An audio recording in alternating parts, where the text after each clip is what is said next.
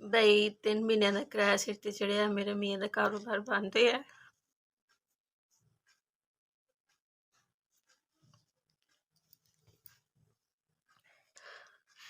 7 साल का मेरा बेटा है।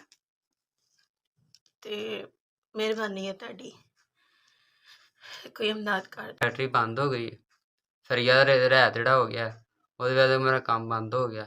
4 दिन हो गए मैनू दाता साहब लंगर लिया गया बेशक दे 4 दिन हो गए मैं दरबारों लंगर लिया खाने। थोड़ा जा समान रखो। 3 महीनों का किराया सिर ते, बिजली बिल जरा भी वो अलहदा है।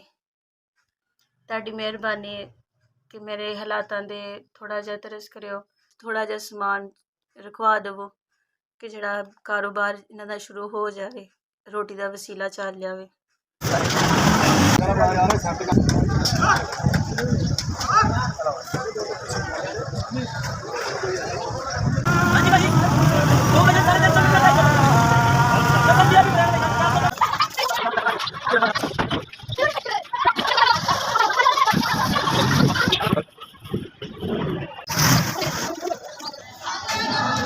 अस्सलाम वालेकुम डॉक्टर साहब, मैं बड़ा खुश हाँ।